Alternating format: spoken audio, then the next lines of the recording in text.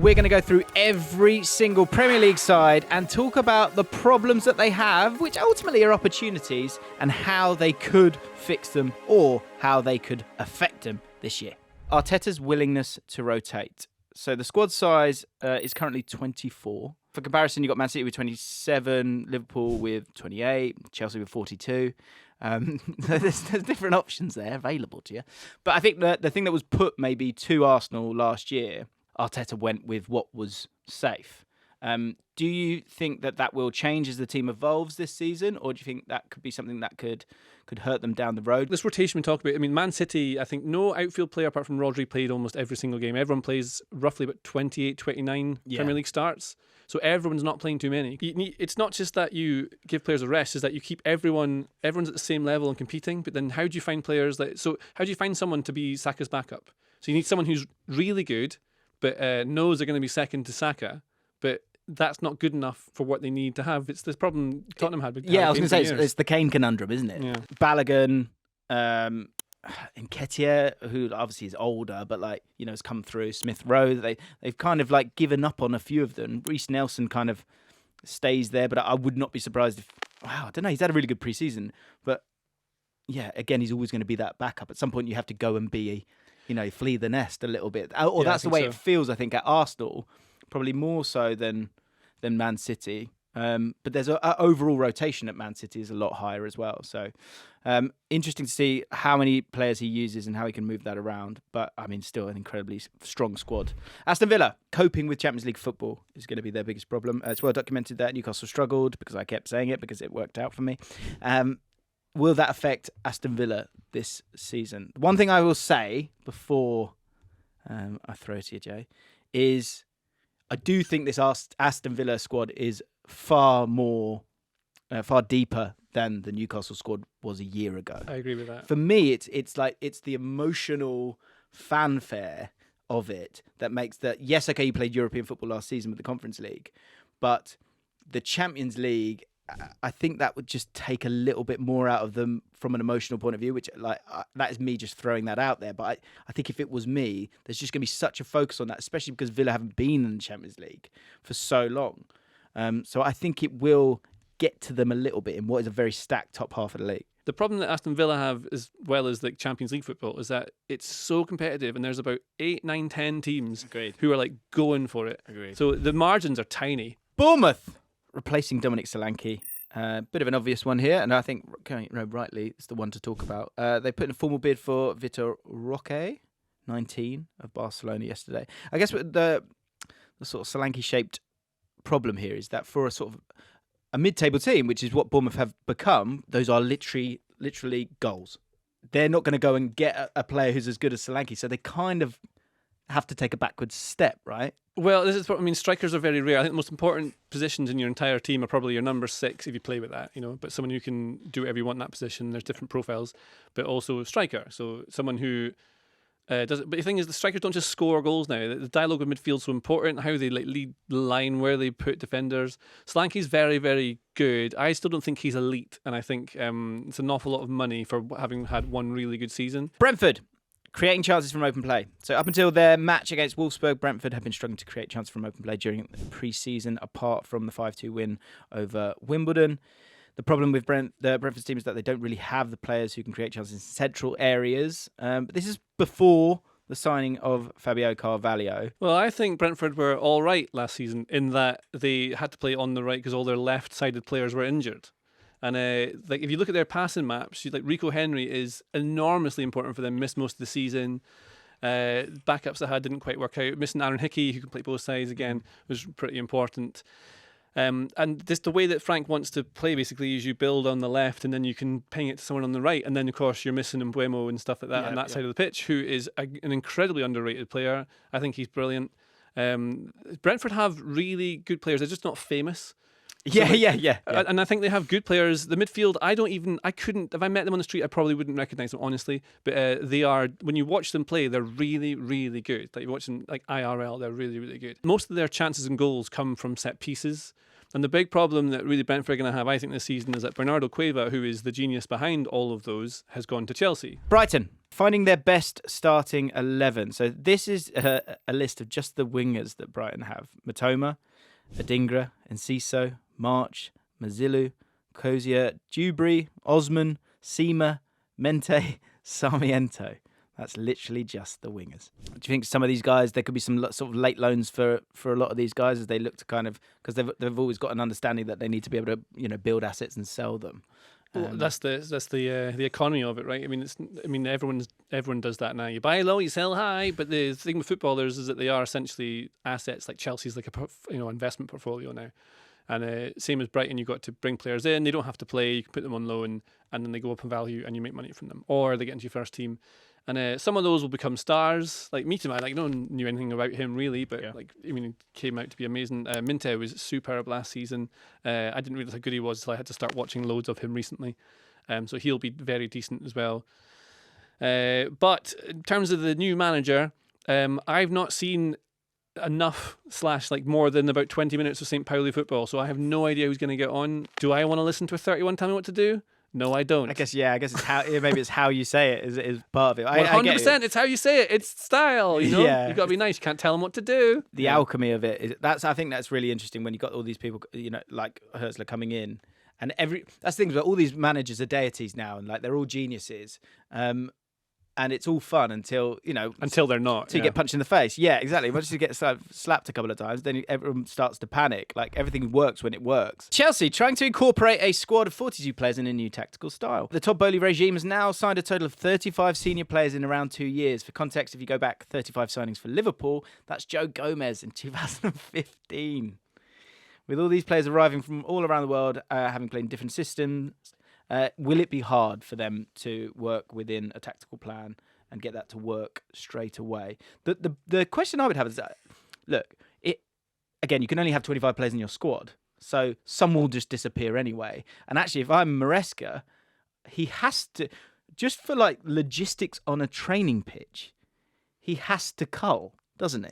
But then I think you're 25, I think doesn't include under 21s, right. So you can have those players are in and around. Okay. I mean, the big problem is on training, you want to have a certain number of players, so you have like your small-sided games and your drills are not mad. So you can't have like 80 people there. Yeah.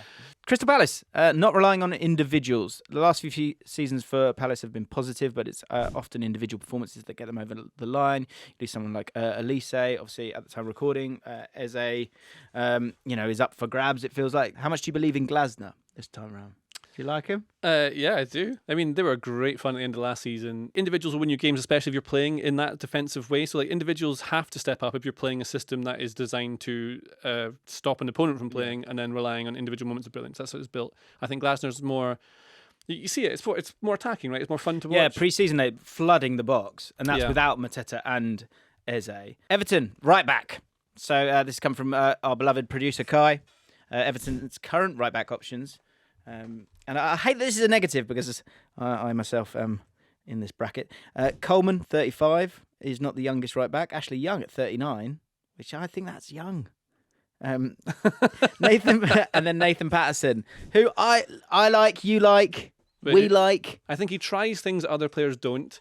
I think he's really forward thinking. I think he's got a good technical level, not incredible, but he's also got a bit of the drive and the grit about him that you need. Lovely energy. Because he's been playing since he was young, and to break into that Everton team is good. I think having him as the main one, Coleman can still do it. I think Ashley Young is probably, as much as we don't want to admit it, probably on the verge of just being like an extra coach around the team. Who's to say they don't have... I've not looked into their academy. I don't know if they've got anyone coming through. They might. Fulham trying to replace the spine of their team. Lost Polina, Adarabioyo in the summer. They made a combined 53 Premier League appearances for Fulham in the last 2 seasons, which of course have been very fruitful for them. They've become a mid-table side, whereas before they were very much yo-yo-y. Jorge Quensa. I'm terrible with names.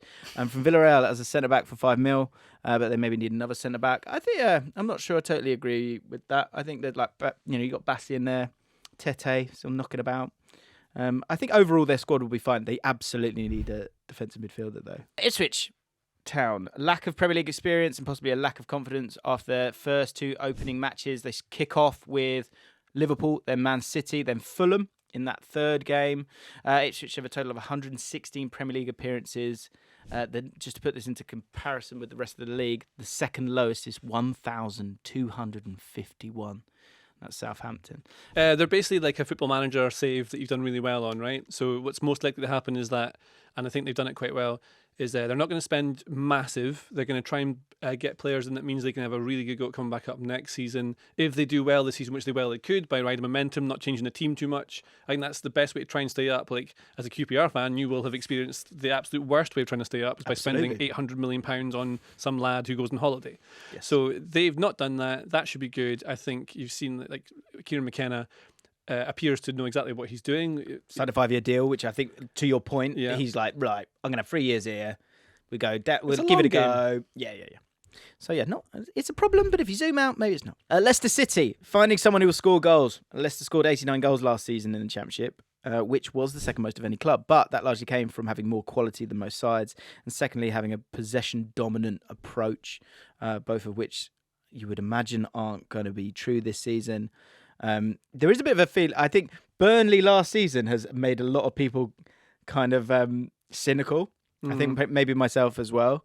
And I'm struggling with Leicester when it comes to this season. The problem with Leicester, they have like potential financial problems as well, which could that's going to make life harder, isn't it? Yeah. What do you think about that? That feels like quite a big change from Maresca ball to Cooper ball. That feels like quite a change. Cooper ball. There's two ways of thinking of it, right? Which is best? Do you have like a particular style of play? This is how we play, and damn anyone who tries to change it. Or do you be like, these guys are weak here, we are strong here. Let's go and do this time, and then change around. These are all players who grew up in academies. They can play every system. There's no like. Yeah. I mean, they look fine, Leicester, but probably not good enough to be challenging Premier League. But then every single year you get a team. Well, not every single year, used to. Every single year you get a team who just does something wild and ends up finishing like 5th or something like that. It's probably not. It's not going to be this year. And you heard it here first. Liverpool keeping up with Slot's intense style of play over the course of a full season. They've got a squad of 28 players, which is generally a healthy number, but there's the caveat that certain positions are light, such as defensive midfielder. Now that Zubimendi, we did a video on, has rejected them. With Liverpool, you've got Luis Diaz and you've got Mohamed Salah and you've got Alexander-Arnold pinging passes to them. So if anyone wants to sit back and do that, you can damage them. And there's so much that we can see with mix it'll work. There, isn't there? Yeah, I think they'll be really good, Liverpool. Yeah, I think it'll be good fun. I can't chuck out the idea of them like actually contending. But it's new, isn't it? It's new's good. Manchester City dealing with a Haaland injury. Haaland, who has not exceeded his XG in the last 2 seasons, which I think is quite scary in case is he going to catch fire this year? Is it last 2? My word. I thought so. With Alvarez now gone, there needs to be some moves there, and who will be the, let's say, backup striker if Haaland were to get injured? Now, I guess we know that Man City haven't needed a striker in the past, obviously before Haaland's arrival. Do you think they will look to get someone that is close to being an out-and-out striker between now and the end of the window as a backup for Haaland, just in case? Because back in Dortmund, he did get injured now and again, didn't he? He is one of the elites that can score goals out of nowhere. But without him, I think you gain more tactically by having someone who plays them more in the way that Guardiola would want. So you can put De Bruyne there, you can play Silva there, you can play Foden and any other lads. I'm sure they have 100 academy graduates coming through who can do all that stuff as well. Yeah. A lot of talk about João Felix to go to different clubs. Would that work at City? I think he does anything out of possession or in possession tactically they want him to do. I'd say, yeah. Great player, but no. He's good, but is he good? That's the big question with him. Manchester United dominating matches. That's their problem. Man United have looked a lot better in pre-season, apart from a few hiccups here and there, but generally they've looked more direct and play in a more intense tempo. Isn't that the same as last season? They've looked good here and mistakes here and there. It's obviously not going to work in every game you play, which was sometimes the problem, but you can always chuck on Scott McTominay to sort things out. Oh, yeah. Unless he goes, of course. Their XG is shocking. It's just nowhere near what that group of players should be able to do. He's trying to make it work in the way he wants to. There's little holes here and there. I think they've made some half-decent signings, and I think that's a good idea, signing half of the ex-Ajax team, because they were a good team, so that'll make them a bit better. Yeah, but will be a stick to beat them with. I think they could finish fourth. They could also finish ninth. It's weird. Time will tell. Newcastle United coping with injuries. Last season, injuries hampered them, and that's well documented. They've added a few signings: Lloyd Kelly, Vlachodimos, and William Osula. And I think they've put a couple of bids in for Gay as well. Linked with Kingsley Coman. They do need a right winger, but perhaps they could do one or two more. Otherwise, injuries could harm them again this season. They've added players to the squad, but they haven't really made themselves any better.